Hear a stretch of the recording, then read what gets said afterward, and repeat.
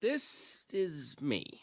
Just kidding. This is me. My name is Amanda, and welcome to my podcast where I will be talking about pop culture, music, Film, drama, and fan videos. Hello and welcome back to my channel, Always Popular. I'm Amanda, your host, and let's jump into this week's episode. Lately at concerts, people have been mistreating and or assaulting singers on stage, whether if they are an obsessed fan or not. It has been against female artists like Bebe Rexha and Ava Max, and of course, they aren't the only ones. Many male artists have gone through that too. People need to keep their shit to themselves. However, if it's something soft like a bra, it's not that bad. However, if it's a cell phone, that's a different story. Anyway, so on the topic of female artists getting slandered or getting mistreated, one particular name keeps on popping up: Olivia Rodrigo. Lately, if one famous person is getting put on the hate train, it's Olivia. Normally in pop culture, many young famous female teen idols have been victims of a hate train. Unfortunately, as of right now, Olivia is the current victim of this hate. But why? So today, this is going to be on why does everyone suddenly hate Olivia Rodrigo? So for those who don't know, Olivia Rodrigo is an American singer-songwriter and actress. She started off on the Disney Channel on the show called Bizaardvark, where she played a character named Paige, a guitarist alongside best friend Frankie, who plays music with her. I never heard of this show considering I graduated from watching Disney Channel in 2010. She was also one of the leading characters in the sought-after successful High School Musical, the series on the Disney Channel, and it's a very similar show to Play. One show already has finished, and the High School Musical series is scheduled to end next month in August.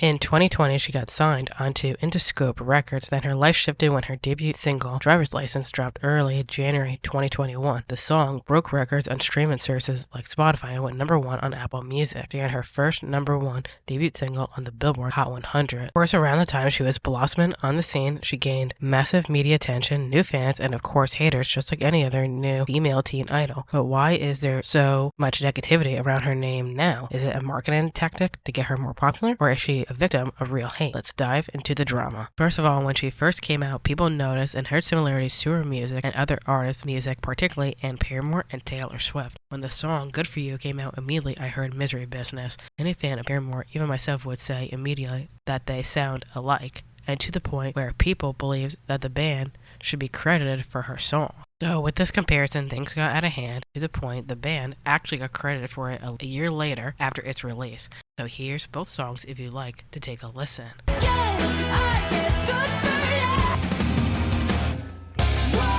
And another song of hers, Deja Vu, sounded like Taylor's song Cruel Summer that she released a few years ago, and then another one of Olivia's, Three Steps Forward and One Step Back as well. Here things get messier. Olivia cites Taylor Swift as her idol, and it's no wonder why she's trying to be like her. Unfortunately, according to many publications and articles, Taylor actually sued Olivia in private for allegedly ripping off her songs. Taylor and her producers Jack and St. Vincent apparently got their royalties and took 50% of her songs. But here's the real question: why is Olivia being slandered so much for sampling other people's music when others do the same in this generation of music? So why is she being ripped apart in pieces? Moving on to the next controversy. When her debut album was released, Soul singer Courtney Love called her out on her album cover just because it was similar to her album cover when she did it when she was younger. Now flash forward to this year, people on TikTok and Twitter are hating on her for her new album cover and calling it immature, and they feel that it's too similar to her debut album, Sour. People are saying that she's lacking creativity and both covers are exactly the same. Just because she uses the color purple for an album cover twice, that doesn't mean anything. However, I don't understand why people are hating on her for an album cover. Honestly, people need to grow up and realize it's not that big of a deal. For example, Taylor Swift just released her album, Speak Now, Taylor's version, and she uses a similar pose, same color theme that she used more than 10 years ago. But are people complaining about it? No, it's only because people favorite Taylor. So, in conclusion, I think people are complaining about Olivia for stupid reasons. And speaking of Taylor, yet again, who keeps getting tied into teenage drama, Olivia just 3 weeks ago released a new song called Vampire,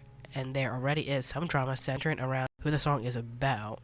For some odd reason, there is a fan theory that Vampire is actually about Taylor. It's only for one or two particular lines in the song with the lyrics, I used to think I was smart, but you made me look so naive. The way you sold me for parts would definitely be a reference to the music that Taylor got paid royalties and Olivia lost millions of dollars to her music from the previous legal allegations for her music.